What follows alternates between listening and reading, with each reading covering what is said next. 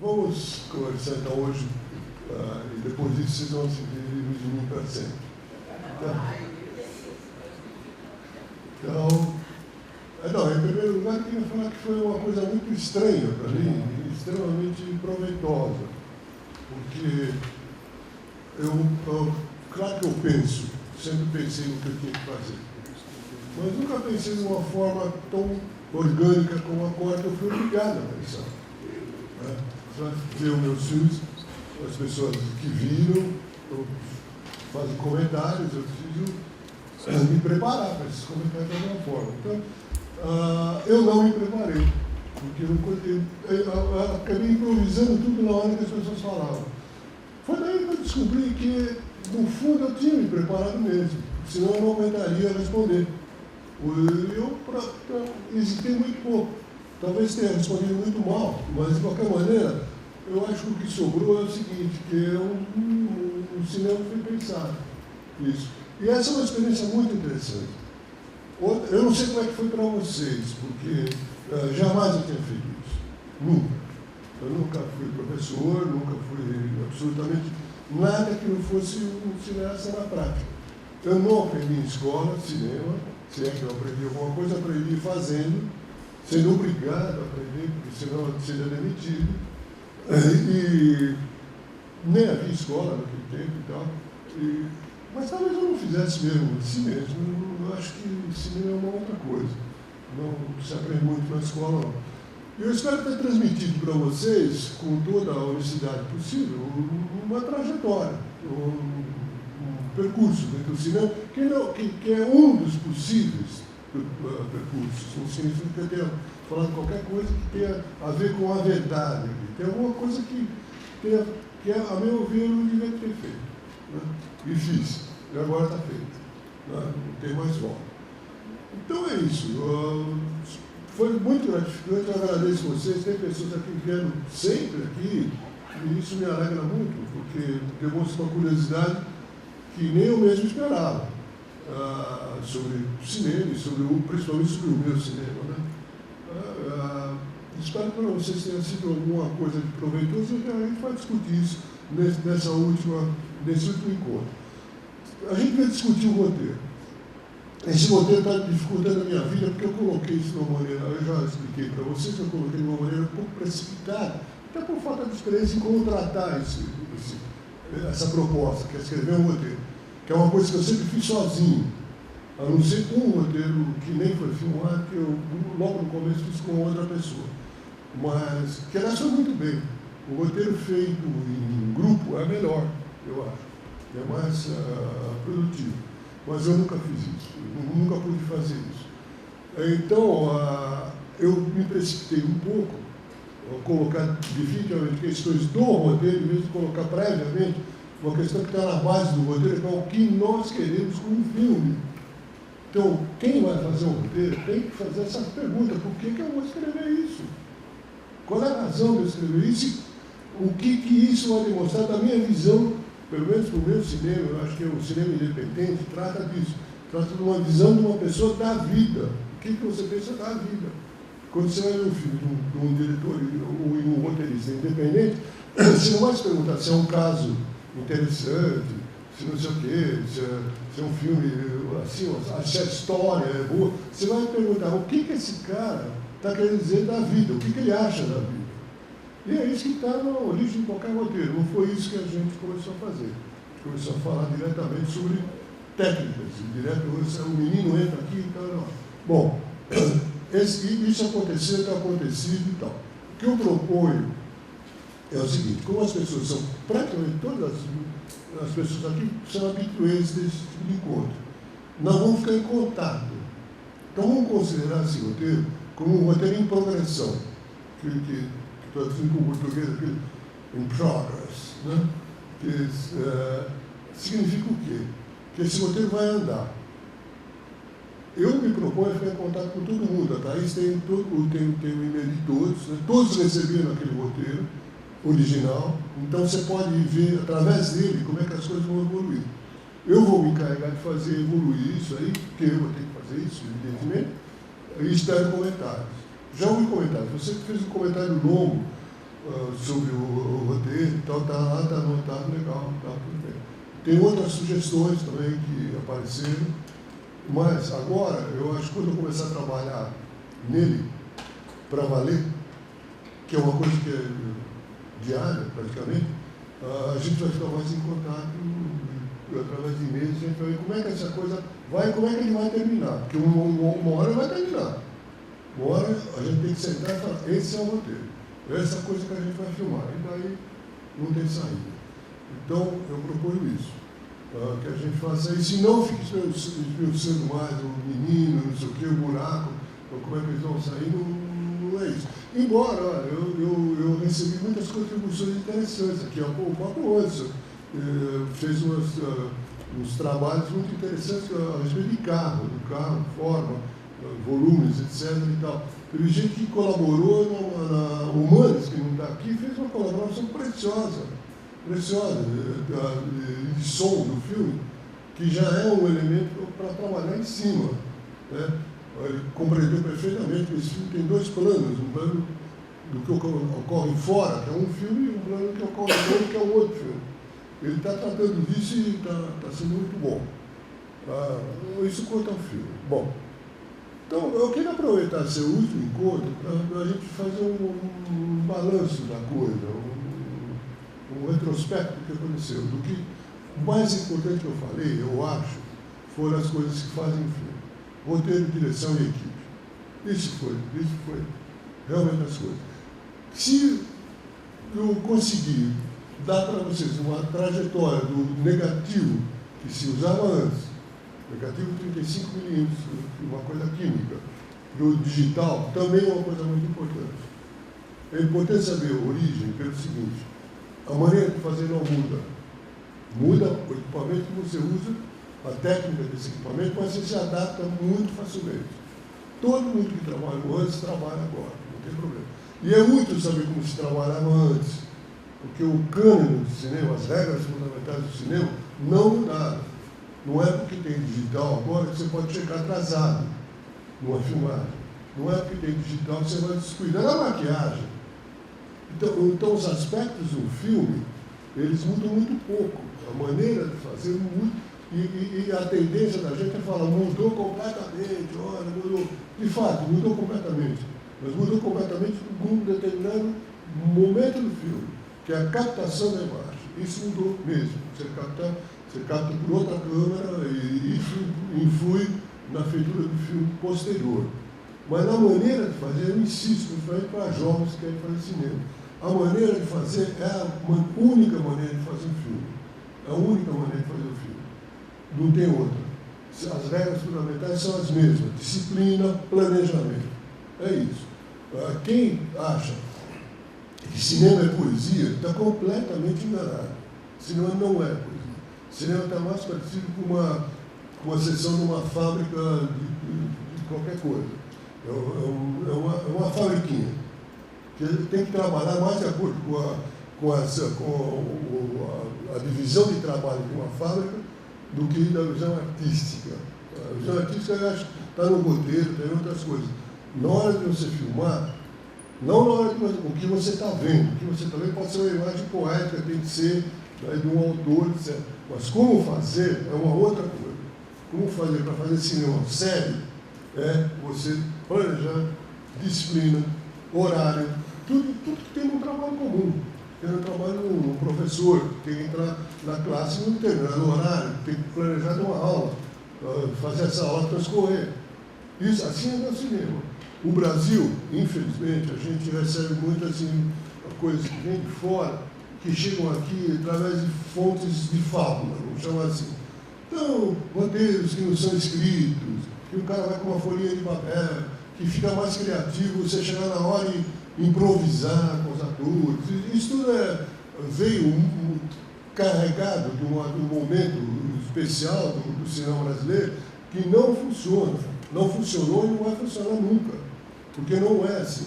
Todo o cinema do mundo que eu vi, os grandes filmes que eu vi na minha vida, do cinema italiano, do cinema francês, do cinema americano, você olha lá, você vê uma imagem trabalhada. Pessoas trabalharam naquilo braçalmente. Tem Eu aconselho muito a gente, todo mundo a ver making de filmes antigos, making of. Tem alguns foram feitos. A gente pensa que o making, quer dizer, a documentação da feitura de um filme, é uma coisa recente, não é. Tem um making de um filme chamado Lawrence da Arábia, que é uma produção sensacional, em que um maquinista dá um depoimento seguinte: olha, a gente sabia que a gente estava fazendo um grande filme. Ele nunca tinha lido o roteiro, mas ele estava vendo que aquele corpo de filmagem, do jeito que estava concebido, só podia ser um grande filme, não tinha outro jeito. E está lá na tela o grande filme. Você vê que aquilo não... E outra coisa, o David Lean, às 5 horas da tarde, no deserto, ele parava para tomar um chá das 5, com o inglês. Pleno deserto, parava a filmagem, ele, quem quisesse, tomava um chazinho e vão continuar a filmar. E a filmagem de uma complexidade incrível. Então, como é que ela é feita? É feita com cabeça. Não é pensar que o cineasta tem a mesma inspiração que tem um poeta. Isso é uma loucura completa. Uma loucura completa. E mesmo o poeta, né? Ele trabalha com técnica, enfim, né? Eu li uma declaração do Mário Andrade que ele dizia claramente, fazendo um autocrítica daquela coisa do verso livre, ele dizia: olha, o mais importante que a inspiração é a disciplina. Então, eu tenho a impressão que se eu conseguir passar isso para vocês, que isso não é uma tarefa de gênios absolutos que ficam, mas é um trabalho de uma equipe de profissionais especializados que precisam fazer uma coisa muito racional, que é fazer andar o filme, fazer chegar ao fim. A gente tem que chegar ao fim. A gente estava falando isso agora, verso la fine, né? Falava aquele grande montador inglês. Que falava italiano, ele achava que ele era mais compreensível, né? O Oswald F. Richard, que veio para Vera Cruz, ele montou O Terceiro Homem, entre outros clássicos, né? E esse cara falava sempre isso para o assistente dele: a montagem você tem que trabalhar verso la fine, quer dizer, tem que andar, o filme tem que andar, é isso. Então, roteiro, direção e equipe, acho que foi a coisa mais importante que a gente falou aqui, né? Eu gostaria depois que vocês me contassem o que vocês sentem como dúvida que eu posso falar, e sempre insistindo nisso. Foi apenas uma maneira de fazer cinema. É possível que amanhã chamem aqui um outro cineasta melhor que eu e que o cara fale: não, a maneira correta é da outra forma. Eu aprendi com pessoas que eram na Inglaterra, especialmente, fazer filme no Brasil, ingleses, muito rígidos, muito determinados, que viam isso aí como uma tarefa quase de indústria, que era a Vera Cruz. Porque eles fizeram um monte de filme ruim, todos, acho que exceção talvez de um filme da Vera Cruz, mas é tudo muito ruim. Mas isso não é problema dos técnicos. O técnico fazia o que mandava. A técnica de fazer, eles estavam certos. Estavam certos, deixaram essa herança. Luiz Sérgio Pessoa, Roberto Santos, o Babenco, todo mundo aqui de São Paulo tem a marca dos ingleses, da Vera Cruz. Totalmente. Seja fotógrafos, maquinistas, assistentes de câmara, diretores, tudo. Eles esqueceram de uma coisa: esqueceram de trazer, talvez não pudessem, trazer roteiristas e diretores. Isso foi fatal para a Vera Cruz. Porque realmente o que faz um filme, na base de tudo está o roteiro, que a gente discutiu aqui várias vezes. Eu cansei de falar que o roteiro, acima de tudo, é literatura. Então tem que escrever bem no roteiro.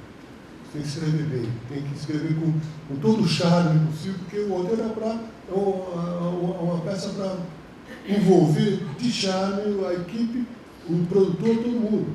Tem que escrever bonito, não pode deixar frases desconexas que ninguém entende. Eu já peguei roteiro e falei: pô, mano, como é que esse cara escreve essa cena desse tipo? Eu não estou entendendo.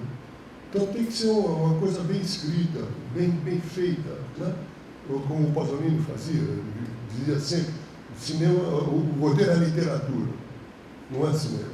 Depois ele vira cinema, mas primeiro é literatura. Tem gente que pensa que roteiro é um apontamento que você escreve num caderno escolar, e não é isso. Não é isso. Ele tem que ser um ator, tem que ler um roteiro e falar: eu quero fazer esse filme. É o único lugar que ele não vai dentro, a não ser que o diretor conte o roteiro para ele, que também requer algum charme. Mas escrita é melhor, você dá o cara ali e tal. E na parte de direção e na parte de equipe, eu queria insistir no negócio de equipe, porque equipe tem uma característica muito forte. Equipe de cinema é diferente de qualquer equipe de outra atividade qualquer, que trabalha assalariadamente. O cinema requer mais que uma equipe que trabalha sob salário. Mais. Por quê?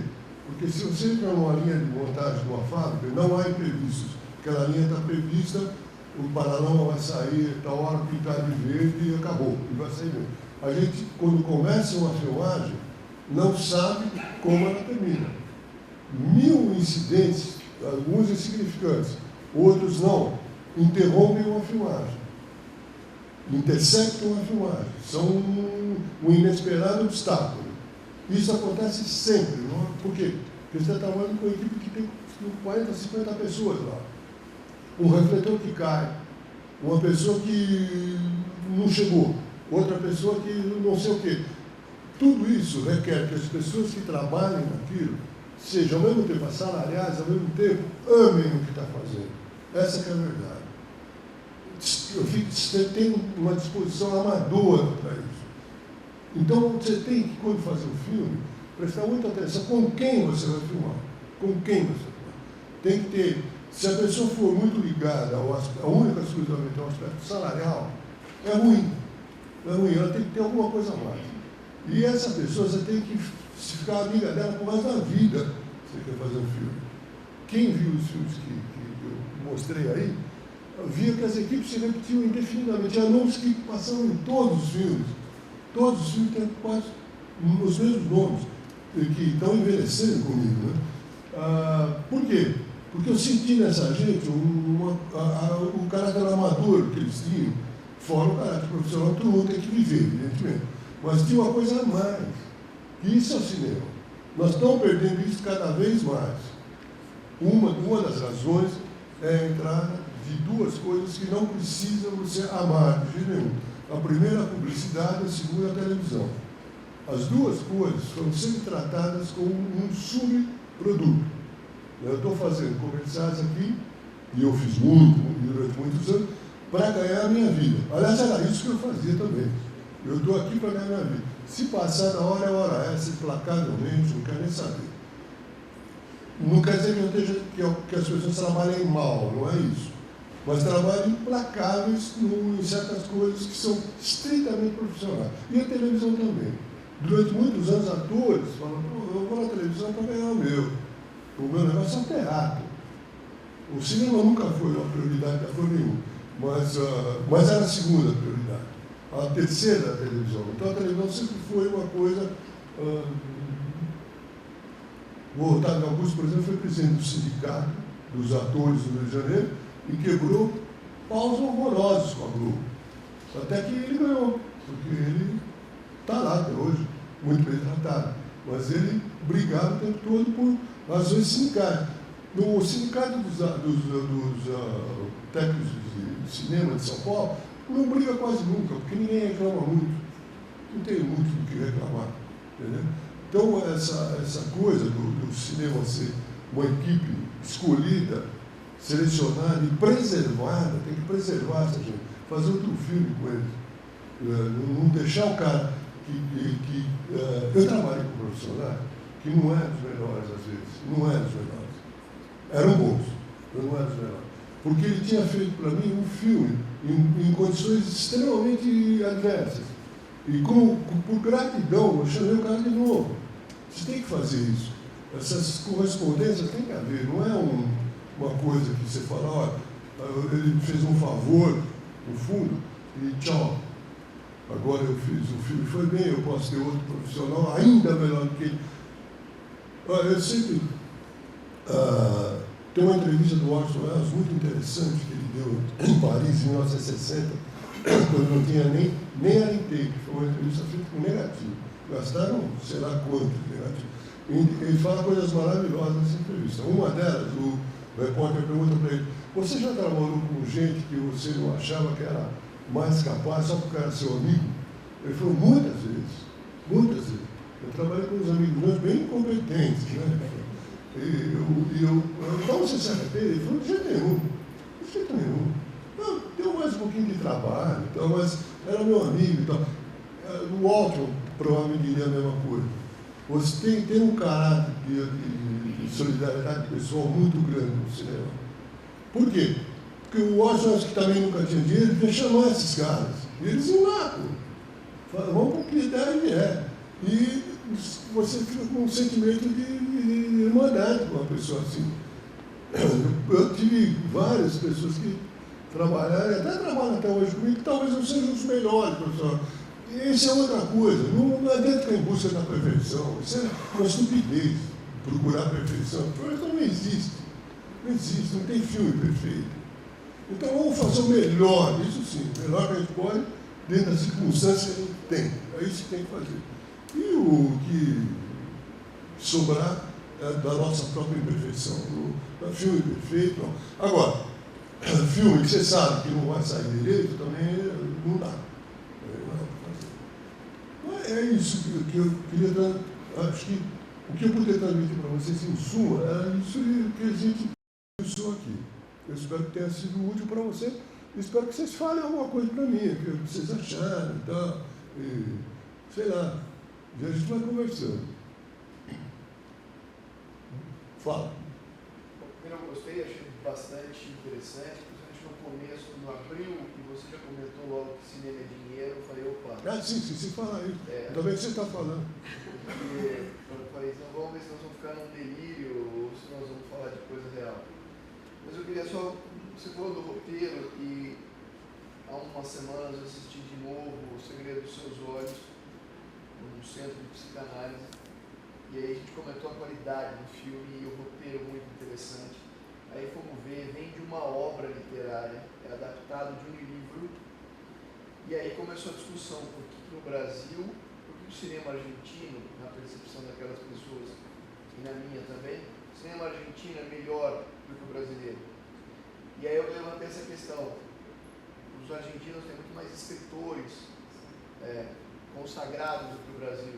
O Brasil acaba caindo em Machado de Assis, Jorge Amado, Guimarães Rosa, e fica ali nos 3 ou 4. Os argentinos parece que tem uma obra, uma cultura literária mais ampla. Você vê uma relação entre roteiros bons e uma boa literatura? Você entende que o Brasil tem bons roteiros? Qual a sua opinião? É difícil generalizar. Generalizações do tipo seguinte: a literatura argentina é melhor, é uma generalização. O que eu acho do cinema argentino é o seguinte: eles estão num momento melhor. Isso é diferente de ser melhor. Eu já vi momentos do cinema argentino horrorosos. Que a gente era, por exemplo, no tempo do cinema novo, eles faziam, nossa, aqui no Brasil, eles faziam cinema lá de uma caretice inacreditável, que eles têm um caráter um pouco conservador. Então isso aí, para eles largarem as regras é um pouco mais difícil, me parece. Também estou chutando coisas. Mas eu acho que eles estão num momento melhor. Agora, não há nenhuma surpresa nisso. Eles realmente têm um preparo melhor. Temos escolas, né? Eu estou falando de escolas em geral, talvez, não sei, mas escolas de cinema, certamente. Certamente. Eles têm uma formação técnica melhor. Pelo menos os argentinos que eu trabalhei. Eu trabalhei com 2 argentinos minha carreira inteira. E eles eram muito preparados, né? Eu acho que eles têm um pouco mais de foco em certas coisas. Importante. Quanto à coisa de literatura, eu acho que o cinema e a literatura não tem nada que ver. Não é uma grande literatura que faz um grande cinema. Ela pode ser um espelho de autores trabalhando. Então, você pega uma literatura italiana da segunda metade do século, do após-guerra, Moravia, até o Pasolini, Hélio Vittorini e tal, e vai embora. Gada, Carlo Emílio Gada. Não é por causa disso que apareceu Fellini, que não tinha nada a ver com esses roteiros. Ou Escola, que não tinha nada a ver com esses roteiros. A literatura italiana foi pouco explorada, até porque ela é muito especial. Ela é muito especial. Alguns autores literatos eram muito pouco adaptáveis para o cinema. Eu não vejo muita relação. Eu acho que é muito oportunismo. Isso sim, muito oportunismo. Se você pega um livro consagrado e você faz um roteiro desse livro, você está visando duas coisas. Primeiro, o público que essa obra já tinha. Segundo, você se alça uma posição como diretor de abordar. Se eu abordo Guimarães Rosa, é evidente que, no mínimo, eu terei que ter lido Guimarães Rosa, o que me torna um elemento bastante especial. É um diretor lido. Ele leu Graciano Ramos, né? Isso te joga num patamar de direção muito maior do que um coitado que escreve um roteiro sozinho, né? Que não é ninguém. Isso existe mesmo, né? Independente da literatura. É só uma questão de oportunismo. Esses mesmos caras que são oportunistas. Oportunistas é uma palavra que eu não queria deixar com a conotação inteira que ela tem. Levemente oportunistas, então, se você quiser, que continuam fazendo isso, não só na obra literária, como na música. O cara põe o Gil cantando. Isso não é trilha. O Gil cantando uma música num filme não é trilha sonora de um filme, é uma canção no meio do filme, em que você aproveita um figurão da música, genial, sensacional, mas não é o cara que escreve trilhas de cinema, que é uma outra coisa. A trilha é uma coisa que tem que se imiscuir com a imagem e auxiliar essa imagem em alguma coisa. E não uma música que vem, o Caetano, que é um brilhante, fantástico. Agora ainda mais estou gostando mais ainda do Caetano, depois dessas coisas que ele tem escrito aí, a respeito da situação atual. Mas uma música dele, num filme, não é uma trilha.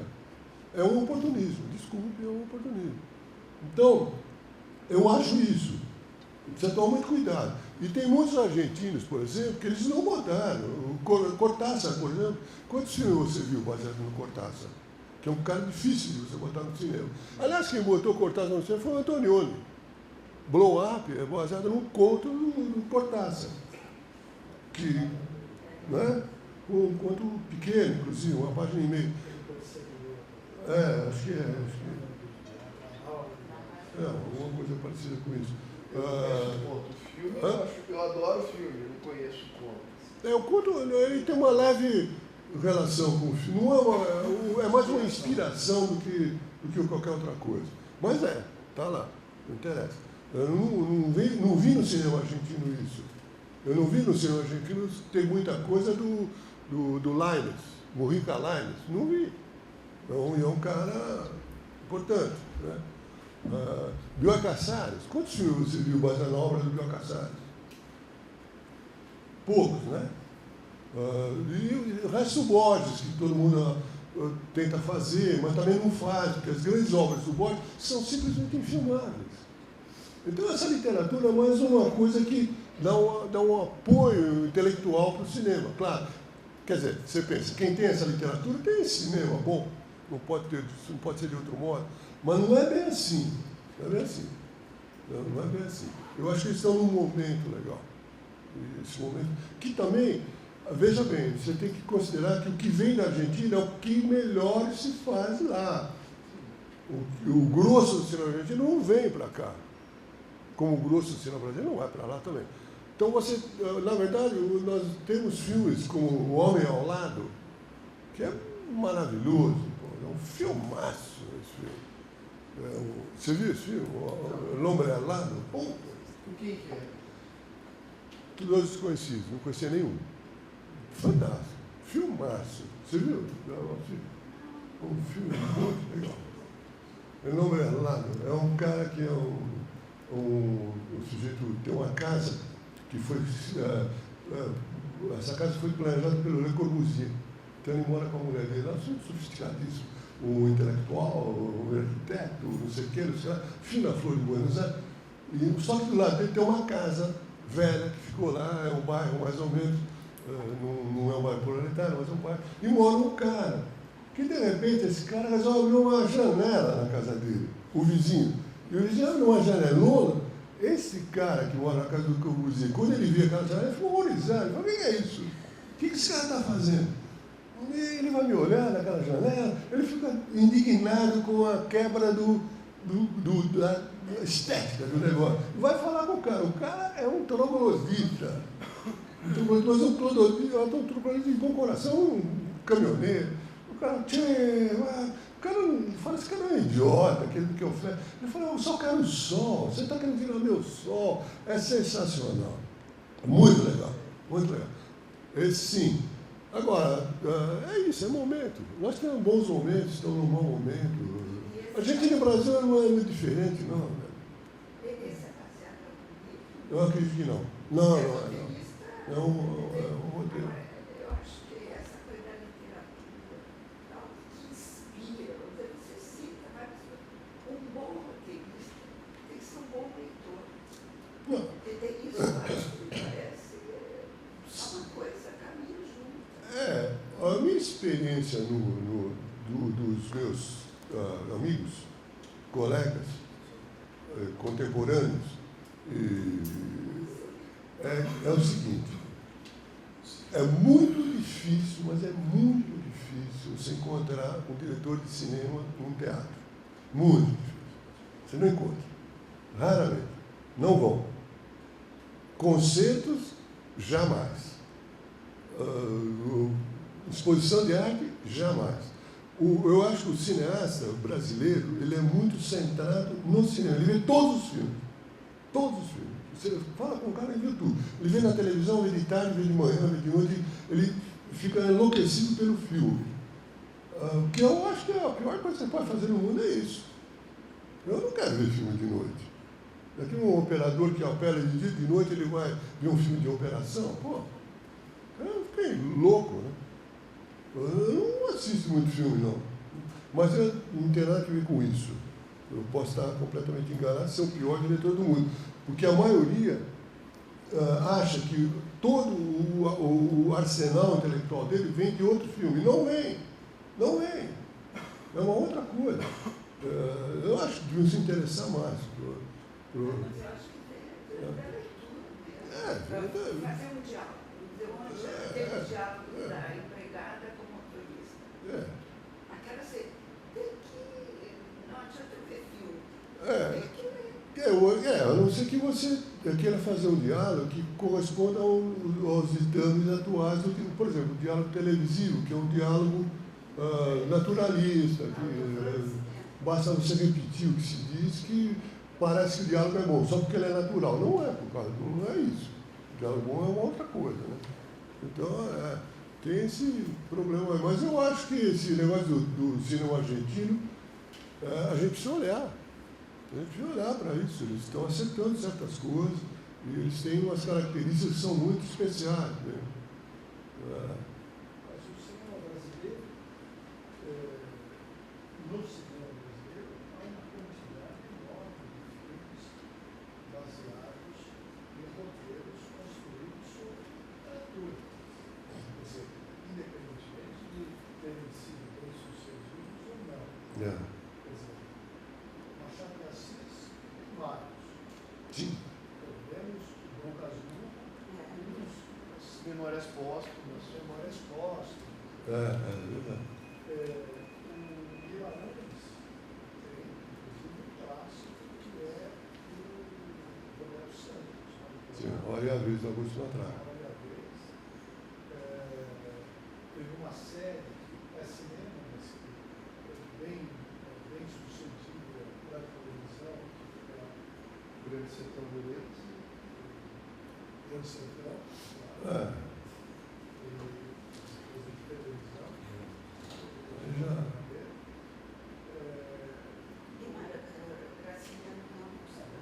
O Jorge Amado, então, é das 200. A quantidade é enorme. Tem. O Rubem Fonseca. Sim, também. Essa questão é automática. Todo cinema existe uma presença forte, não é? É. Boa literatura É verdade. dos Estados Unidos,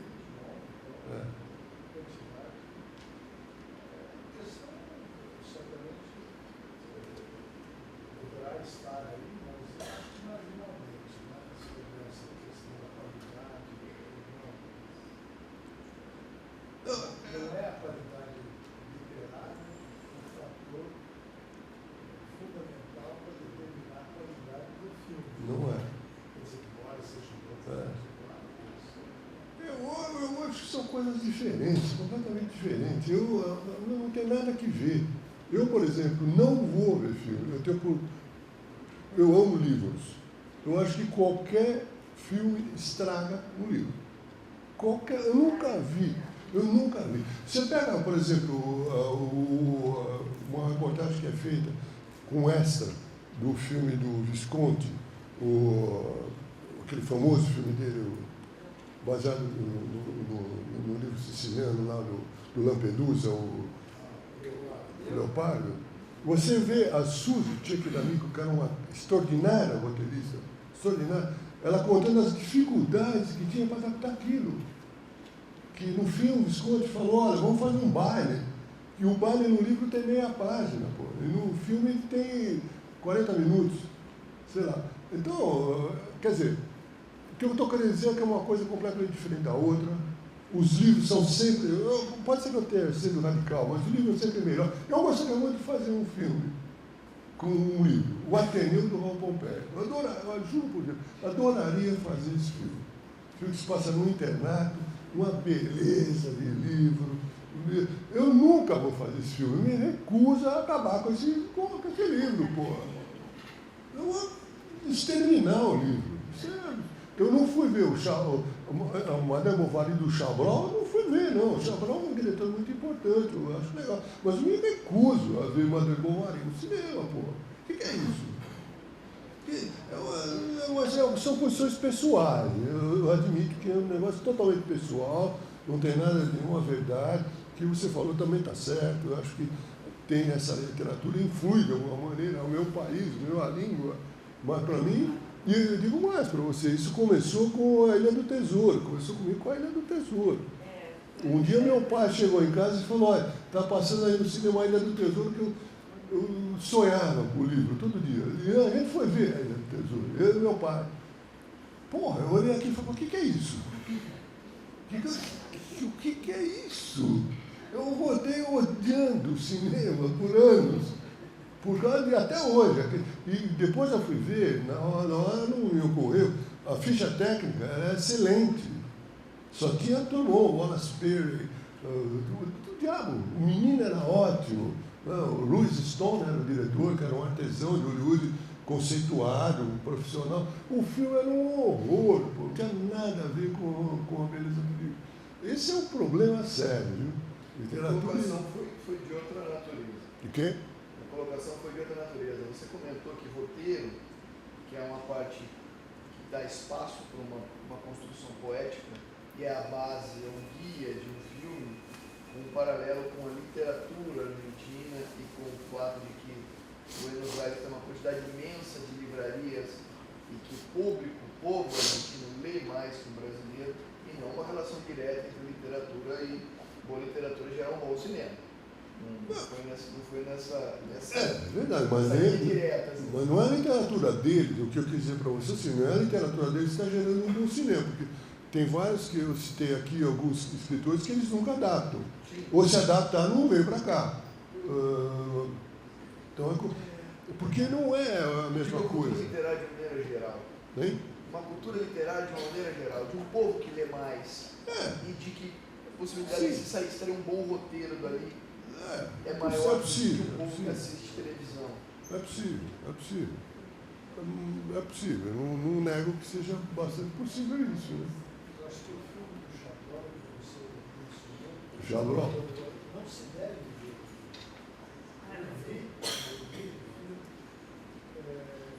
Que Madame Bovary é tão icônico,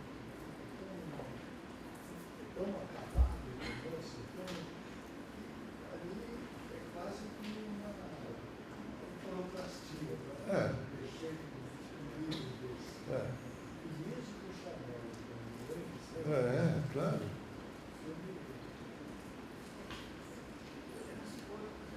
Eu tenho muita curiosidade de saber, eu nunca soube isso. Eu sei que o Visconti estava se metendo, o Luquino Visconti, no fim da vida dele, depois de ter feito Ludwig, não sei o que e tal, ele estava se metendo numa empreitada que essa que eu gostaria de ver o que ele ia fazer, porque ele era com o Lampedusa ele saiu bonito, né? Adaptou, mas saiu muito bem. Ele estava adaptando o Proust. Eles estavam trabalhando. A música, a Suzy Tchekdamik também estava trabalhando. Por alguma razão, desistiram. Eu acho que ele teve a felicidade de desistir. Que ainda tem um filme dele, inclusive, que é O Estrangeiro do Camus, que é o pior filme do Visconti, na minha opinião. É o pior filme do Visconti. Um filme que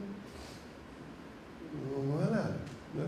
Não acrescenta nada, não tira nada, não é uma visão pessoal da obra, não é nada. Então, esse negócio de cinema e literatura, nós vamos ficar aqui até a próxima vez que eu vier para cá. Porque realmente é cheio de sutilezas, né? Mas não vou meter nisso, é louco. O Alcir manda uma resposta devastadora. Acho que o momento é falar de literatura, Deus me livre.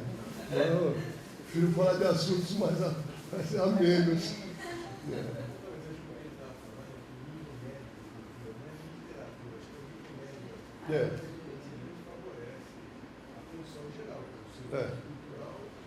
Claro.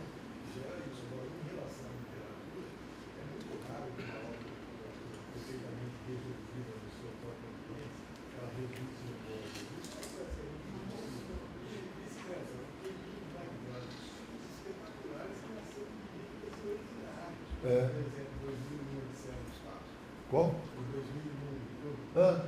Saiu do Arthur Cicar, uma coisa assim. O ano foi horrível.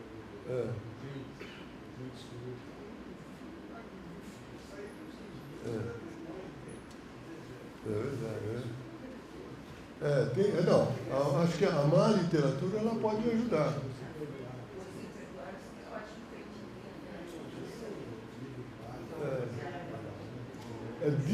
Tem essas lendas do cinema, as lendas famosas, você está falando disso aí, de má literatura no cinema, dizem que o Orson era desesperado. Ele estava falando com o produtor, e o cara falava, então o que é que você quer fazer? Ele viu do lado dele um stand com vários livros no aeroporto, livro de aeroporto. E viu lá, Taxa Viva, Marca da Maldade. E ele falou, não, eu quero adaptar. Ele não tinha lido. E era um romance, era uma porca, era uma bobagem. Né? Isso aí é um filmaço, né? É um dos grandes filmes do Orson Welles. Ele nunca tinha ouvido falar no autor, ele tinha que falar uma coisa. O cara estava perguntando, o que você quer fazer? Ele estava banido de Hollywood, ninguém queria fazer. Um cara demonstrou interesse, ele chutou lá. O Hitchcock fazia muito isso. Nenhum filme de Hitchcock é um grande livro. E ele adaptou vários, né? Mas é tudo livrinho. Isso sim. Isso, como fonte, como possibilidade de inspiração, eu acho legal. Eu acho bacana isso aí. Mas, no geral... Agora tem filme até baseado em música. Você pode... o Padre Amor é baseado num poema. Favorece daqui a pouco. Né? Que é legal o Padre Amor, é um filme muito interessante, né?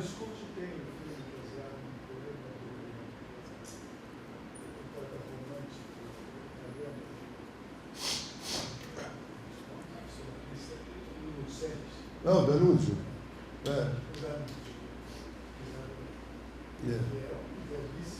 Bonito filme. Bonito filme. Então, acho que o romance não é dos mais representativos do Danúzio. Aquele não é um romance da carreira, mas não é. Até o Gato Prado é um belo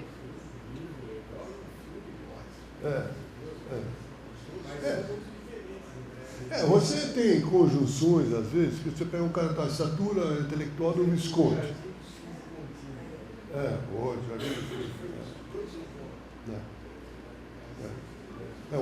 aí no caso do Jardim de Filhos e Contínuos, eu acho que o filme é melhor ainda do que o livro. Né? Mas você pega uma personalidade artística importante como o Visconti, você acredita que ele possa realmente fazer alguma coisa por coincidir. É um grande talento junto com outro grande talento que fez no livro, pode dar uma coisa. Mas você pega uma das coisas mais incríveis que eu já vi na minha vida com experiência estética foi o Bob Wilson, que, na minha opinião, faz coisas muito chatas, ficar descascando uma banana durante 30 minutos. Ele pegou e fez uma encenação de Macbeth. Macbeth é a ópera de Giuseppe Verdi, né? E o original do Shakespeare. Ó. O Verdi não mudou nada na ópera do Shakespeare, ele fez a ópera em cima. E claro que o Bob Wilson não ia mudar Verdi e Shakespeare, então ele fez o que tinha que fazer. É uma beleza, pô. E a ópera também é um exemplo disso, né? É um cara, um poeta dessa envergadura, com um gênio musical, dá uma coisa. Mas eu acho raro isso, né? De vez em quando. Isso que você estava contando, o ambiente cultural é algo chave, né? Porque depois do cinema novo no Brasil, o momento que está acontecendo isso, está acontecendo tudo. Sim, exatamente. É verdade. É verdade, é verdade. Isso que você está falando é inteiramente verdade. O filme, a obra não contraria o momento histórico dela. Né? Você está vivendo aquilo, tem muito jeito, né? Sim, o cinema novo era um momento de muita efervescência, coisa muito.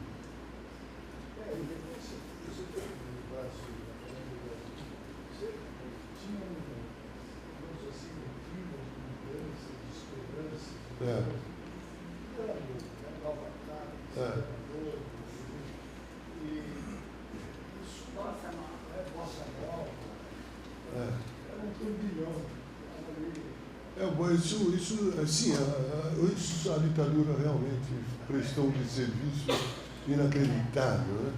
A bola baixou para valer, né? Não houve assim, ninguém foi fuzilado, não teve um artista que foi fuzilado, que foi, sei lá, agredido de uma maneira terrível, mas esse rebaixamento da possibilidade de você fazer alguma coisa, geral, puta, isso até hoje está aí, né?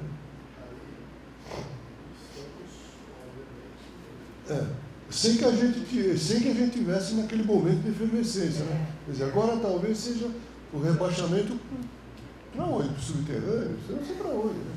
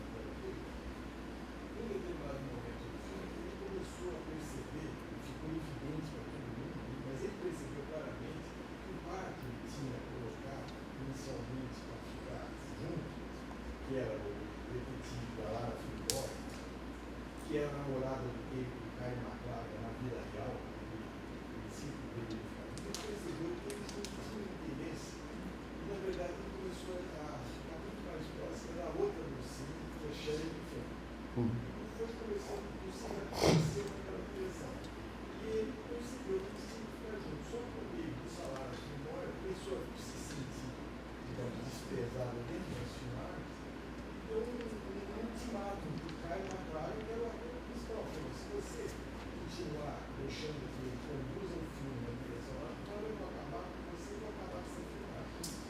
Uma dura, cara. E o Caio McLaren ficou totalmente desanimado. Foi falar com o cliente. Falou com ele que não ia fazer, não ia ficar com a pandemia. O cara entrou no cinema. Esse cara é decisivo, era o principal ator, era o Chave. E disse que não queria ficar. E eles fizeram uma reunião de umas 4 horas, um dia que saiu todos os dois, e finalmente chegou lá e percebeu que não ia conseguir fazer isso. E ele desistiu. E perdeu a batalha e o negócio foi assim, se acabou. Simplesmente não entregou e não quis mais dirigir. Simplesmente ele não dirige mais. Foi para onde eles quiseram. Quer dizer, foi um fracasso completo. Terminou quase que uma edição. Então, quer dizer,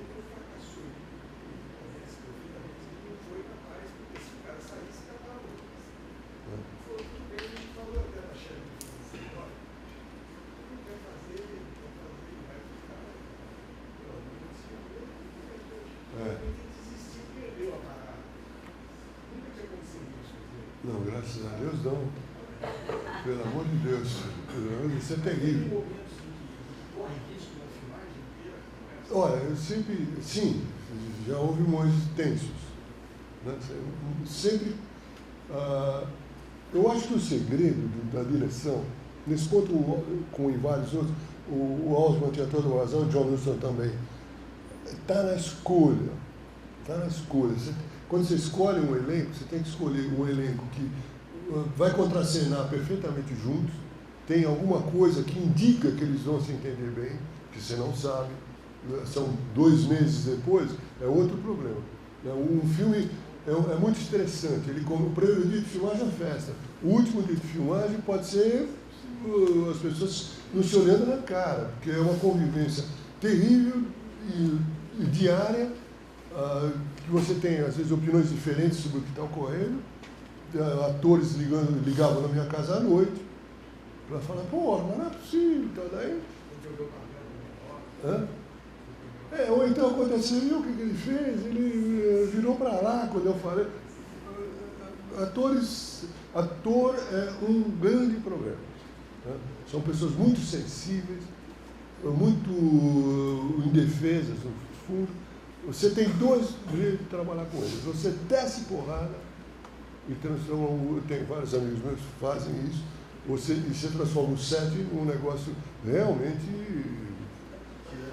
é um campo de batalha com o vencedor. Ele é sempre o vencedor, teoricamente, o diretor e tal, ou você vai no charme, que, modéstia à parte, eu tenho uma boa facilidade nisso aí.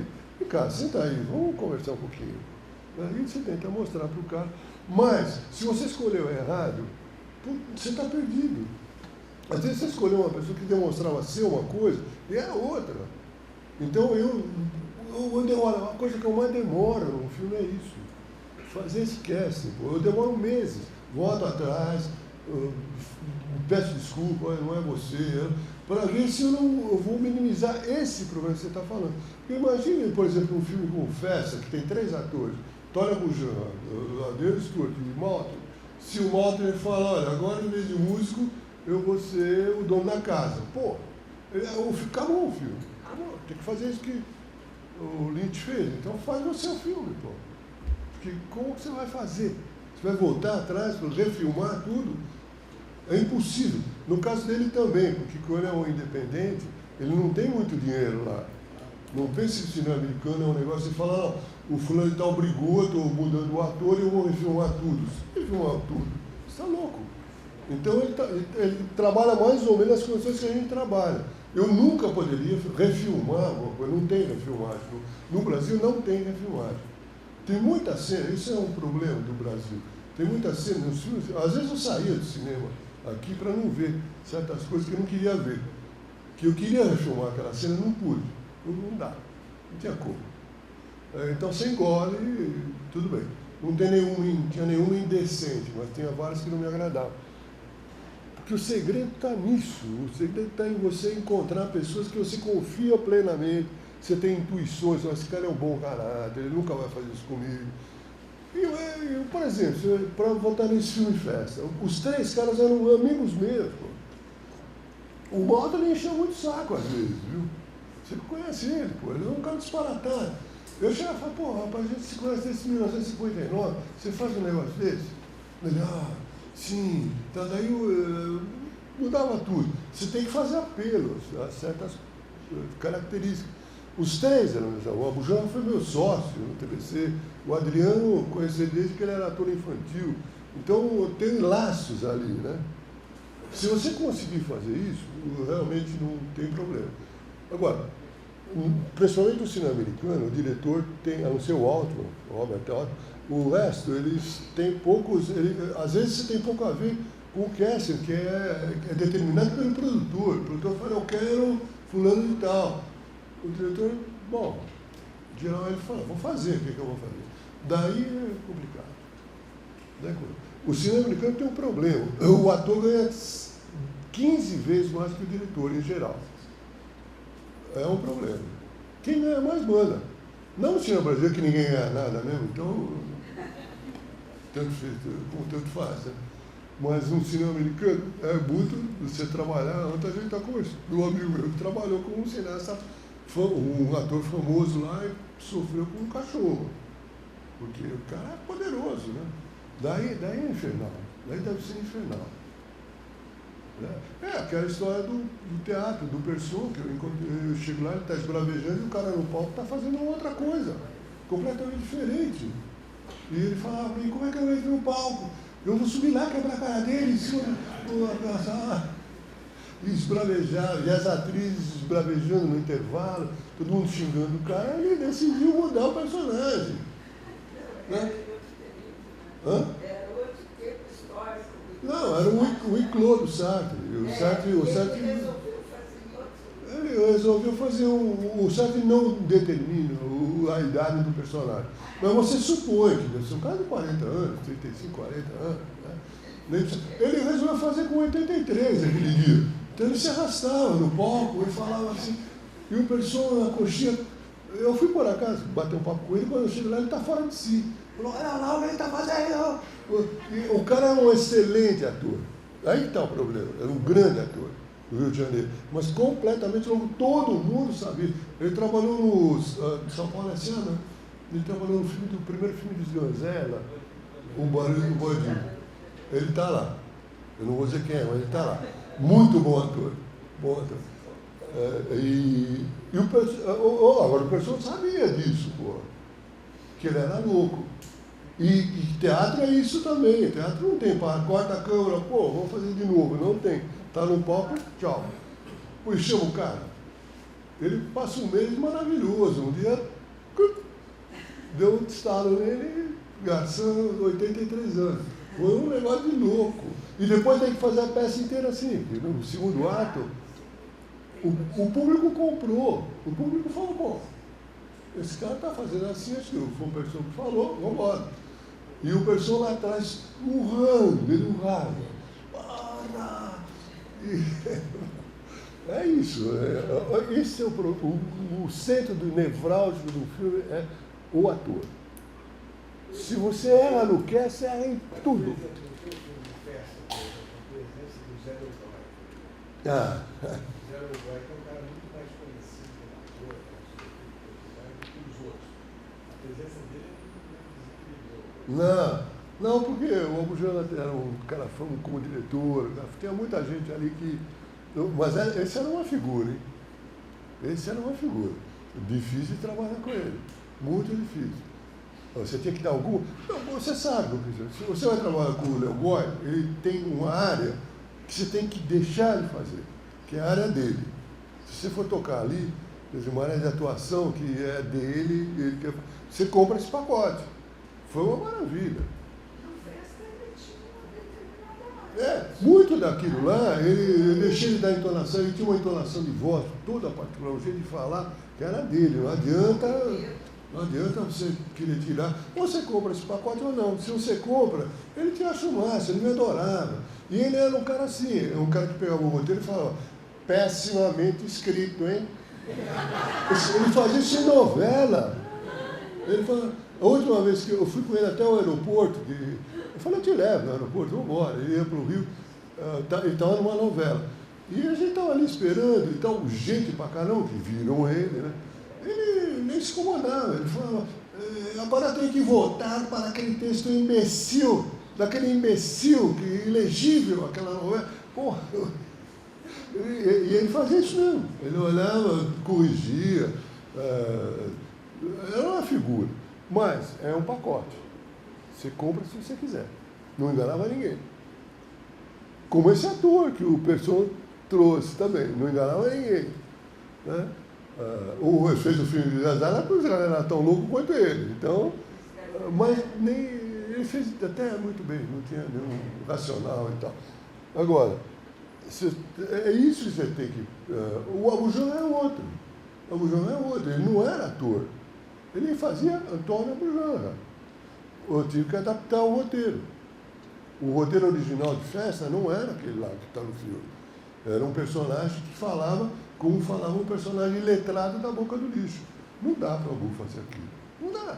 Simplesmente não dá. Então, você fica no dilema. Ou você quer o ator, Ou você quer, pô, meu texto, não é Shakespeare, pô, vamos modificar o texto para ter um ator.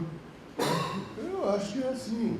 Agora, essa experiência do Lynch, pô, deve ser de lascar. Porque você perde o filme. Perde o filme, né? Daí é perigoso. No Brasil, é muito perigoso. Não dá para ter umas... Eu já trabalhei com umas pessoas bem, principalmente em comerciais. Tem gente que é uma coisa no comercial, outra coisa no nome. Eu não vou citar o nome do ator também, que é amigo meu, por isso que eu não vou citar o nome. Fazer um comercial com o cara é um inferno, pô.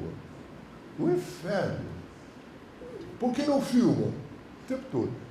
Pô, você não está vendo que ele está fazendo a luz, hein? Não, mas porra, demora tanto para fazer a luz. Por que não filma? 3 em 3 minutos, por que não filma, porra? No longa, é um doce, é um cara que fica lá sentado, tranquilo. Não, vamos filmar, então não tem problema. Olha, vamos fazer à tarde esse plano? Vamos fazer à tarde esse plano. É dupla personalidade. Eu acho que ele provavelmente é a raiva de estar fazendo um comercial, ator famoso. E o cara fala, pô, tá ali, e esses caras não filmam, por que não filmam? Mas é aquilo que você falou, no cinema, ele tem a coisa do amador. Exato, isso mesmo. Publicidade ele fala, vamos logo. Esse cara, por acaso, é um cara que faz muito teatro porque ele gosta. Nunca abandonou o teatro, apesar da televisão. Então, é isso mesmo. É um cara assim. Morra? Se eu falar o nome, você cai duro. Muda a televisão? Mas Não. Uma questão de planejamento. Como você calcula, você faz o cálculo do custo do filme? Do custo? Tem uma forma, tantos por cento geralmente vai para cachê, tá? Como você chega, por exemplo, nesse valor de 1.800 para o próximo filme? Então, essa é uma estimativa. Só que essa estimativa, na hora em que... você está tocando num grave problema. Não é um problema de direção, mas um problema do produtor. Você é considerado, todo cineasta brasileiro, eu já falei isso aqui, repito que apesar de ser grave, é considerado ladrão. Todo mundo é ladrão. Para o dinheiro público, nós somos ladrões de dinheiro público. Ficam ricos com o dinheiro que é feito de cinema, que ninguém vai assistir mesmo, então você economiza e fica rico. Nunca vi nenhum cara de cinema ficar rico. Ao contrário, vi gente morrer na miséria por causa dessas brincadeiras. Mas tudo bem, é uma opinião que até certa imprensa acompanha. Né? Então, ele te exige, portanto, já que ele vai estar dinheiro público, que você faça um orçamento do qual você não pode sequer mudar índices dentro. Por exemplo, se eu destinei 30 mil reais para a montagem, eu não posso dizer depois, olha, a montagem custou 38. Eu tirei 8 da produção do filme e passei para a montagem. O cara não admite isso. Não pode, é como o orçamento de qualquer outra coisa. E não dá para você movimentar nada daquilo. Isso é terrível, porque todo orçamento é uma estimativa. Então você fala, bom, então vamos trabalhar com quem? Com o nosso casting habitual. Por exemplo, Uma Noite em Sampa é um casting de todos os atores profissionais, mas todos os atores de São Paulo. Não tinha nenhum grande nome assim na televisão, muito popular. Você sabe mais ou menos qual é a faixa de preço dele. Além do que, você sabe que esse ator é o mais disponível, é o mais amador, é o mais que, se ele gosta, ele vai falar, eu vou fazer. Em geral, eu nunca bati com um ator que me disse assim, eu não vou fazer porque você está me oferecendo um cachê absolutamente inaceitável. Nunca vi nenhum famoso, Lima, Fagundes, não sei quem, ninguém fala isso. Ninguém falou isso. Os atores são, e os técnicos também, é gente muito boa, muito boa. Mas, de qualquer maneira, às vezes você erra. E daí é um problema, porque você não pode mexer nesse orçamento. Então, ele é ao mesmo tempo uma estimativa para nós e ao mesmo tempo uma coisa inflexível para quem autorizou esse dinheiro. Eu vou ter que prestar contas. É claro que depois eu não presto mesmo. Eu mando recados assim, olha, por exemplo, Uma Noite em Sampa, pediram pediram prestação de contas normais. Eu antes escrevi uma carta. Falei, olha, eu presto contas, tudo bem. eu presto contas. Mas eu acho que antes de eu prestar contas, como o filme estava orçado em 2,5 milhões e eu fiz o filme por 1.350.000, vocês, em vez de me pedir para prestar contas, me dão uma medalha do tamanho de um prato de sopa. Porque você olha o filme, tecnicamente ele está impecável. Os atores estão muito bem. Você pode falar que o roteiro é ruim, que eu sou ruim, mas o filme é o que estava no orçamento dos 2.500. Eu reduzi. E me ferrei, porque onde eu reduzi? Eu baixei o número de dias. Fui parar em 11 dias de filmagem. Um filme que tinha 35 noites para filmar. A gente filmou em 11. Aí que abaixou o preço. Mas a qualidade foi mantida. E, no entanto, eu tive que prestar. Eles nem me responderam a carta, lógico, né? Claro. Mas eu protestei. Falei, pô, vocês estão ficando loucos? Para vocês têm prestação de conta uma coisa que eu fiz pela metade do preço. Não. E prestei contas. Então, é uma tirania. Todo mundo quer se ver livre do... Isso aí pode virar contra você, hein? Um filme, o mesmo caso, o que é recente, saiu nos jornais, todo mundo viu, O Som ao Redor, do Kleber. Muito bem. A mesma coisa. Ele fez o filme por menos do que foi estipulado no orçamento original. E fez um belo filme. Muito bem. Não sei, uma coincidência muito estranha entre o fato de ele ir em Cannes levantar uma faixa contra o golpe e a Ancine, de repente, cair matando o cara, dizendo que ele tinha uma dívida de 2 milhões de reais. Que depois, eu não sei como é que está, acho que não é possível que eles façam uma coisa dessa e acho que não vão fazer. Mas esse é um complicador muito sério, como estimar um filme. Mas você tem alguns preços que dá para... Né? Eu entendi essa história do Kleber. A história que eu ouvi foi que ele pegou 2 editais, que era fazer um filme de baixo orçamento de 1 milhão e pouco para novos diretores. Aí ele pegou um outro edital de mais 1 milhão e pouco e ele juntou e fez um filme só. E é o que está sendo questionado aqui. Primeiro ele entrou num edital que era para novos diretores e ele não era novo diretor. Aí ele juntou 2 editais que era para fazer 2 filmes e fez um filme só. E ainda tem uma questão que parece que ele é funcionário público de algum ministério. E, de acordo com a regulamentação, funcionário público de ministério não poderia participar. Então aí tem outras questões envolvidas também. As questões são as seguintes. Tudo isso que você falou, o montante é muito inferior ao orçamento original do filme que ele tinha... Mas não é do Som ao Redor que deu problema. É de um que ele está finalizando. Não. Esse problema é do Som ao Redor. Ou é do outro? Eu acho que é do outro que não saiu ainda. Não, que saiu. Só se foi esse. Não, desculpa, é o Som ao Redor. Porque ele estava em Cannes com o filme da Sônia Braga. Esse é o filme que ele estava em Cannes. Isso, que é Aquário. Então, já estava pronto, não era isso. Talvez tenha sido um Aquários também. É um filme pronto, que o negócio é o seguinte, a soma que ele captou é inferior ao que o filme valia até pela Ancine ter aprovado esse valor. Essa junção que ele fez é irregular, mas isso é burocracia, é um outro papo. E tem mais. O que vale não é isso. O que vale é o que está na tela. Você tem que chegar e falar, o que esse cara fez? Então, vamos olhar. Mas deixa eu ver uma coisa. Eles lançam um edital para entrar um novo diretor, entra um diretor que não é novo e que, de acordo com a regra, não poderia entrar. Não. Não é nada disso. Olha. Não é nada disso. Eu vou pesquisar. Se for isso, é o Som ao Redor, que é o primeiro filme dele. Ele era diretor estreante, sim. A agência nega. A agência nega, não dá, o senhor não é um jovem diretor, pronto, acabou. Exatamente, aí fica essa outra questão. Quem que aprovou? Quem que aprovou? Não, aprovou porque ele era um novo diretor, sim. Senão não aprovava. Até porque haveria uma gritaria geral. Todo edital público no Brasil concorre 200. Se você, por acaso, recebe o aval desse edital e você está irregular, tem 190 outros cineastas que vão falar, pô, o que é isso? Ameaçam interditar o edital, já houve editais interditados. vai na justiça, fala com o advogado, é um rolo desgraçado. Então não é bem assim. Era o primeiro filme dele, sim. Ele compôs. Mas o problema não é esse. O problema central é o seguinte: que filme que esse cara fez, porra? Eu já falei para você, não precisa fazer prestação de contas. Chama alguns produtores experientes, chame a mim. Eu vou lá e olho na tela, passo o filme. Quanto que ele falou que gastou? 3 milhões. Eu olho lá e falo, tem 3 milhões, o filme acabou, não precisa prestar contas. Ele gastou. Ou então não. Ou então ele gastou meio, ele deveria ter gastado muito mais e fez um filme ótimo. Não precisa ficar prestando continha. Se foi, no caso do Kleber, foi perseguição clara, pô. Clara.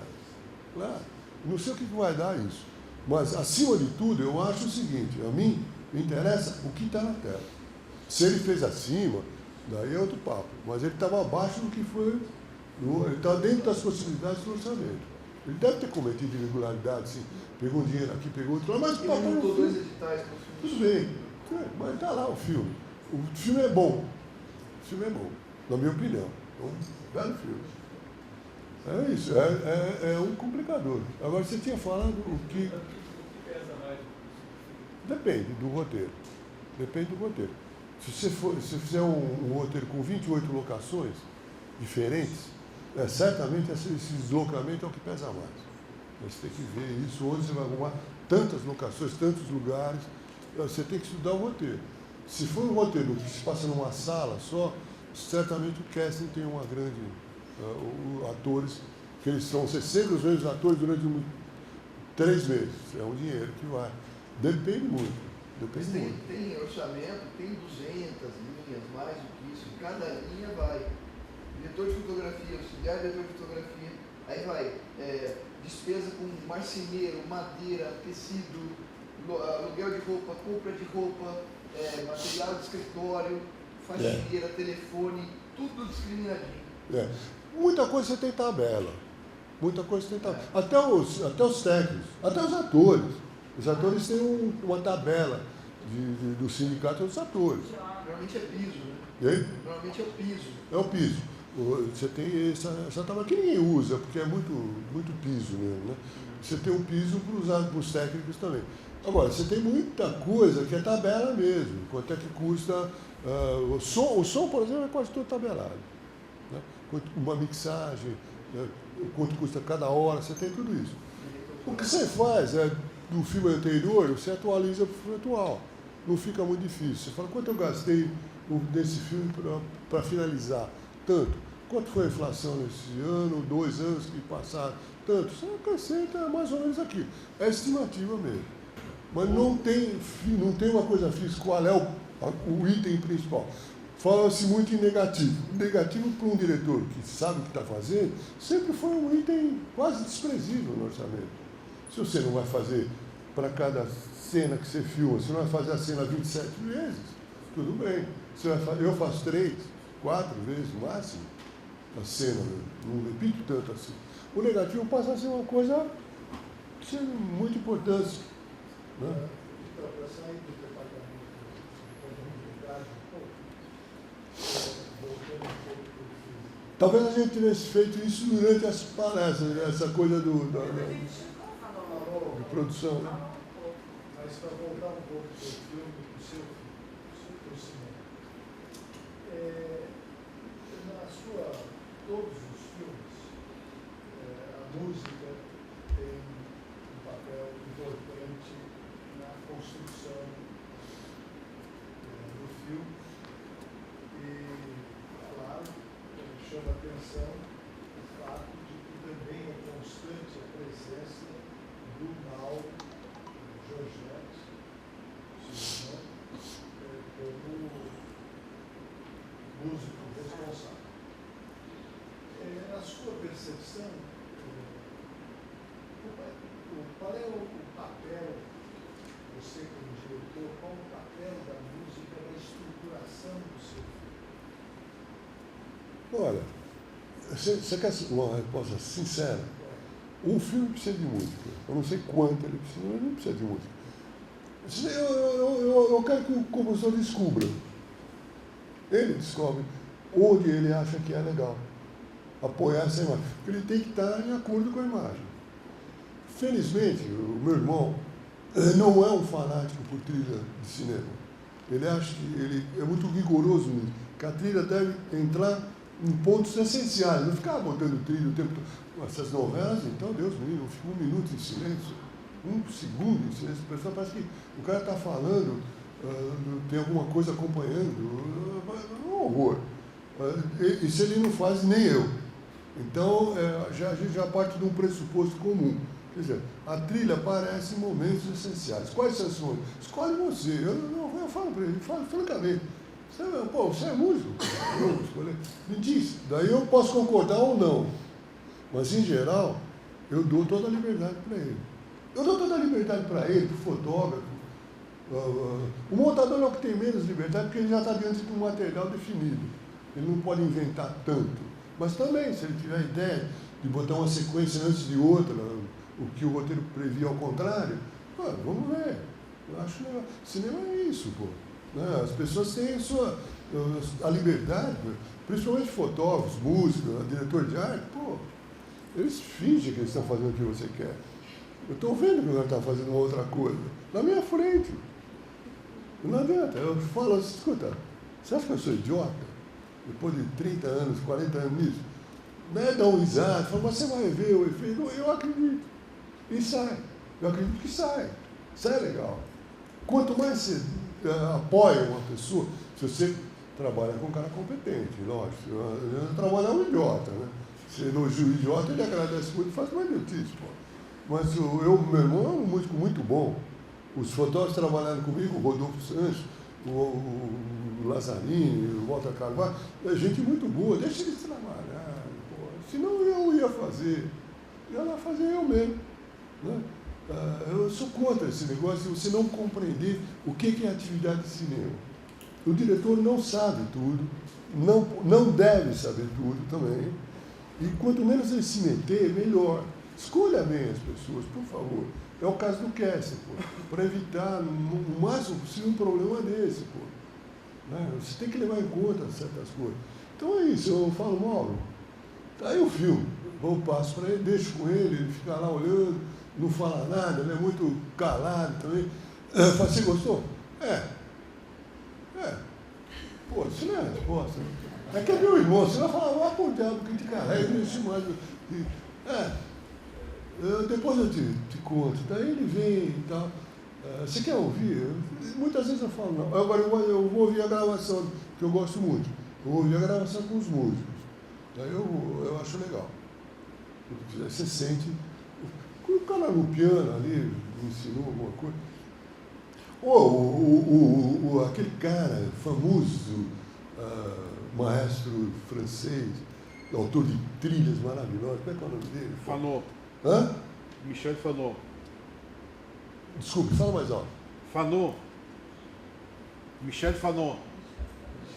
Michel Fanon. Não. Michel Legrand, pode ser? Michel Legrand, que é famosíssimo, né? Ele foi fazer uma trilha, aliás, com o Orson Welles. Legrand, o cara que fez aquela música famosa, o Verão de 42, porque ele tirou. Puta, é uma essa, porque. Exatamente. É um cara.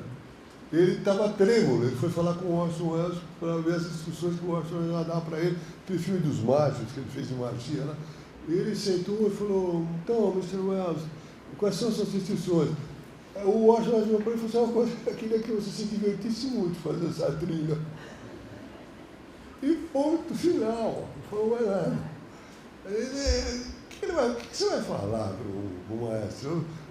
Se o cara não compreendeu o que é o filme, então não adianta falar mais nada, né? Deixa ele fazer. Muito de cinema é isso, deixa fazer. Pô. Confie no cara que você chamou. Você não vai fazer besteira. Tem cara que o Hector confiava muito nas pessoas, nos amigos dele e tal, mas ficar trêmulo de ansiedade, de medo que o cara fosse errar. E você sofre. Né? Senão, não, deixa. Vai sair legal. Vai sair. As pessoas sabem o que está fazendo. Hugo, essa mesma liberdade se dá para a criação de personagens do autor também? Do. Deixa tu criar o personagem? Não.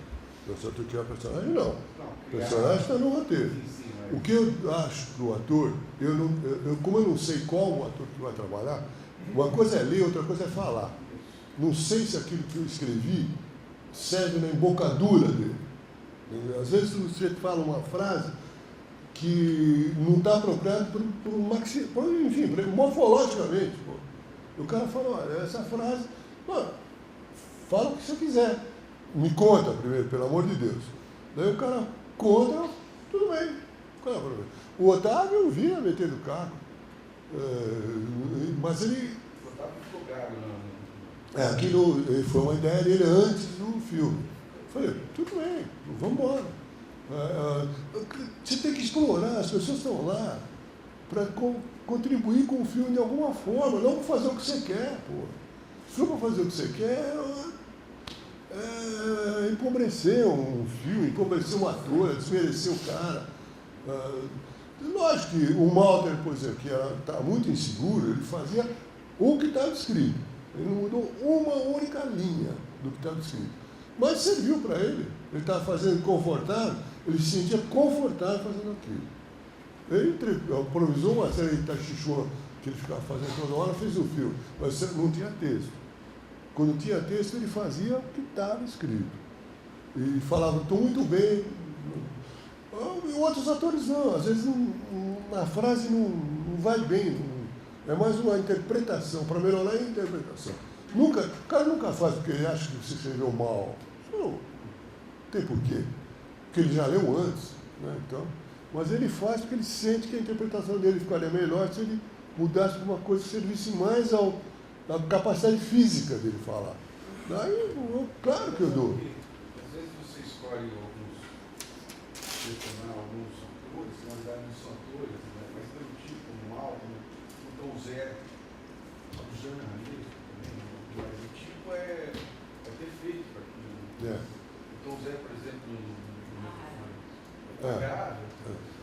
Eu acho que todos esses caras, eu não sou louco, eu não vou trabalhar com um sujeito que nunca. Eu até trabalhei, mas foi treinado muito para chegar a atuar. Mas uma pessoa que nunca fez nada, por mais, enfim, encantado que você fique com uma pessoa, não é um ator.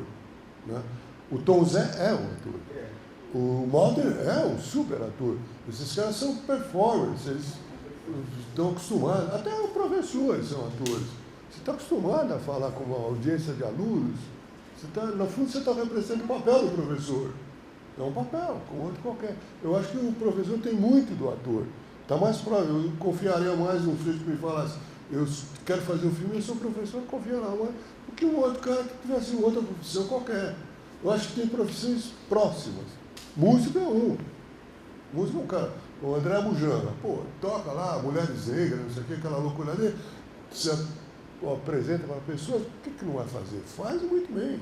O Vande é a líder do Premeditando Break, então são atores, velho. Pode chamar, não é hora, não tem problema nenhum. Sobretudo cinema, teatro já não sei. Que no palco é outra coisa, né?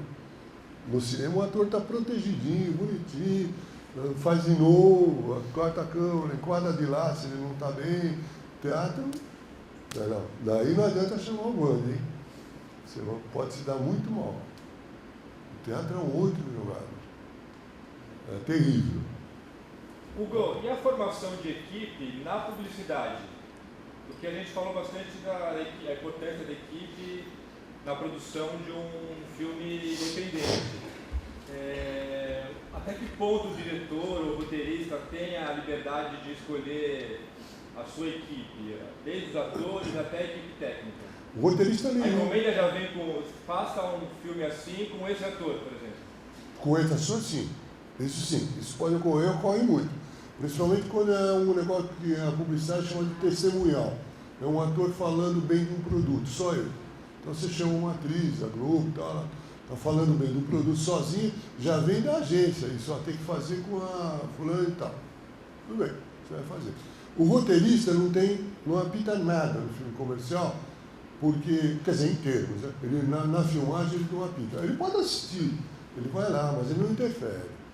Ele, geralmente, o roteirista é contratado da agência de publicidade para fazer outras coisas, e, além do roteiro. Ele não faz só o roteiro. Né? Então, agora, o diretor está muito próximo do diretor de longa-metragem. É muito comum você formar equipes suas. Todos esses caras que trabalham comigo hoje, todos os fotógrafos, eram trabalhando comigo na publicidade também. Por quê? Porque isso facilita a sua vida lá também.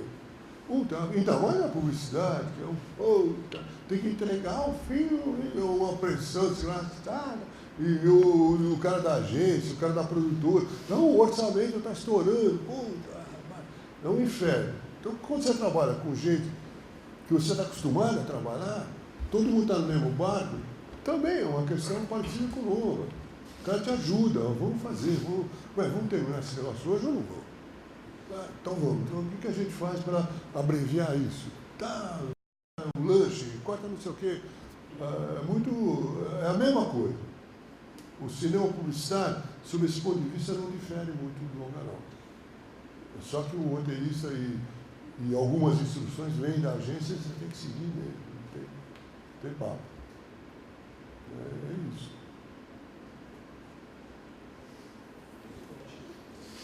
Senhores, poxa vida, eu consegui enganar vocês hoje. Hein? Pô. Não, mas é verdade que eu vou me lembrando de coisas que eu não falei, que a gente devia ter falado. Esse negócio do orçamento, por exemplo, é um drama, meu caro amigo. Isso que eu prefiro na hora que você está escrevendo o roteiro, já vai escrevendo pensando nisso, colocar essa o tempo todo. Então, ainda bem que alguém lembrou aí que eu falei do cinema de dinheiro, né? O tempo, isso não me sai da cabeça. Quando eu estou escrevendo o roteiro, é lógico. Eu vou escrever uma sequência que eu falo, isso aqui não vou dar uma hora, uma dinheiro para fazer isso. Aliás, quando você abdica disso, você encontra outra saída, essa outra saída geralmente é melhor, é mais criativa. Quando você está impedido de fazer uma coisa, você vai ver que foi para o bem. É melhor, você começa a trabalhar. Mas sim, ao fazer o roteiro, eu estou levando em conta isso mesmo. Né? Agora, se o orçamento, se você fez um filme abaixo do que você tinha colocado no orçamento e foi via financiamento, você devolve? Nunca me ocorreu isso. Eu gostaria muito. Nunca me perguntei. Para a Cine, para a agência reguladora. Esse Porque caso que você eu falou. consegui reduzir lá de 2.000 para 1.300. Não, mas assim, mas o que eu. Daí Não, se eles falassem para devolver aquilo, eu ia lá armado. O que eu fiz com 1.300.000? E olha, aqui não sobrou um centavo. Não, eu entendi o que você falou. Eu captaria os 2.300, 2.500, mas faria o filme por 1.300. É possível. É possível. Porque, por exemplo, na plateia eu tenho que devolver tudo, porque eu não sei. É possível. É possível. Eu nunca me aconteceu, mas eu acho que pode acontecer. Agora, o que você tem que fazer.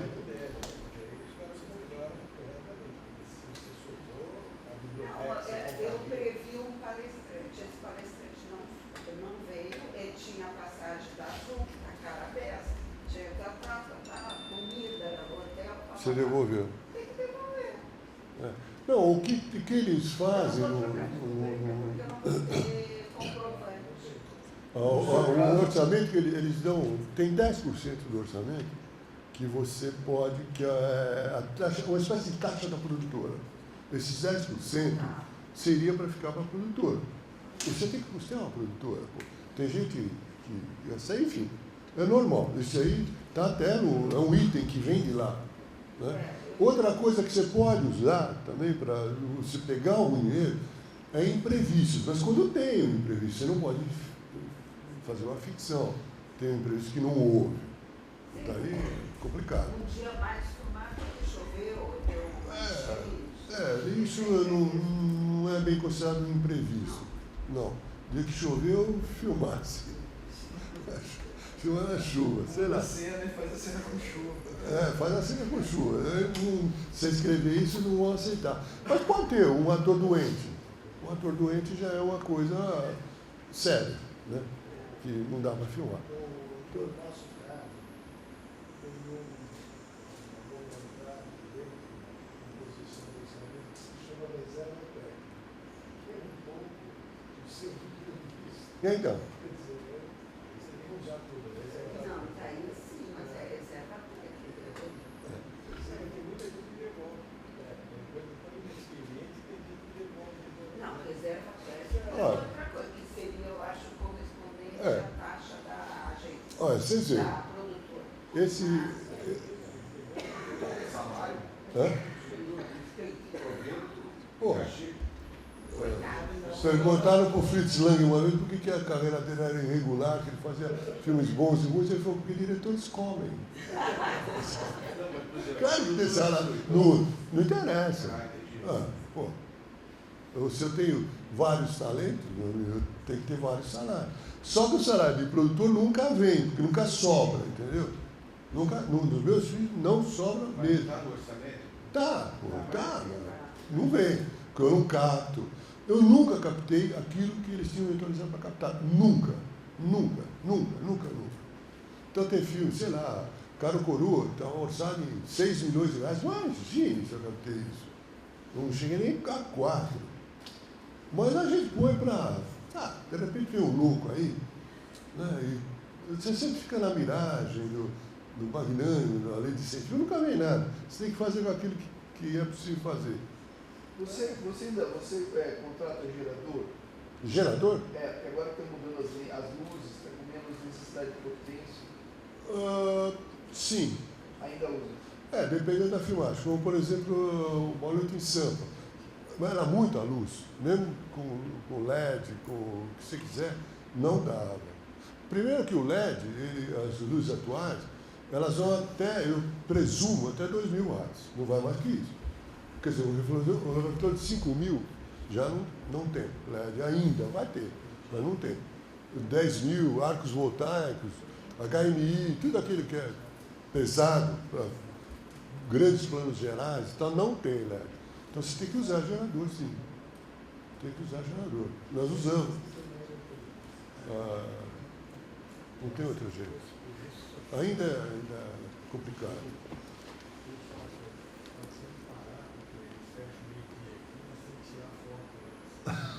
Vou entrar. É a foto do Lang Lang. Tá bom. Tudo bem. Olha, gente, eu quero agradecer muito vocês. Eu nunca tive uma plateia tão atenta. Teve gente que viu tudo. Eu nem sei o que falar para eles, vão me xingar depois. E tanto que eles ouviram. Vocês. As caras ficaram muito conhecidas. Eu conheço todo mundo aqui. É verdade. Todos que estão aqui têm vindo sempre. Eu acho incrível isso, o interesse pelo cinema. Espero que seja por isso, né? Uma vez eu falando com o Cury, eu comecei a amaldiçoar o cinema. Ele falou, olha aqui, você tem que xingar muito as pessoas que organizam o cinema, que o cinema é maravilhoso. É verdade, eu falei, você tem toda a razão. Fazer é uma maravilha.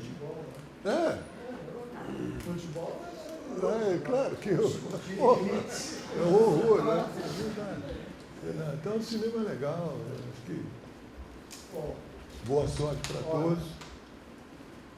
Eu, em nome do nosso Instituto de Estudos Avançados,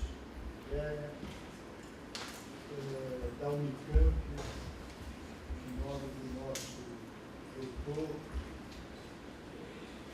concordou desde o primeiro momento em patrocinar, através da bilheteria, a sua vinda como artista residente, inaugurar o nosso programa, queríamos, se me permitirem, em nome dos nossos queridos colegas que acompanharam as suas aulas, a exibição dos seus filmes, queríamos então agradecer sincero e profundamente, embora seja clichê, oportunidade de ter tido você esses meses de agosto até agora, o início de novembro, nas sessões de apresentação da sua filmografia às terças-feiras e nessas aulas que tiveram, como a gente pôde acompanhar e aqui presenciar, o encantamento dessa espontaneidade e dessa forma dialogal que foram permitindo certamente um enriquecimento para todos nós no que diz respeito não só ao seu cinema, à sua filmografia, mas à arte de fazer cinema, à arte de criar e que possibilitou para nós, obviamente, uma experiência muito singular. Então, obrigado. Obrigado. Foi muito bom. Foi muito bom. Ô, Figu,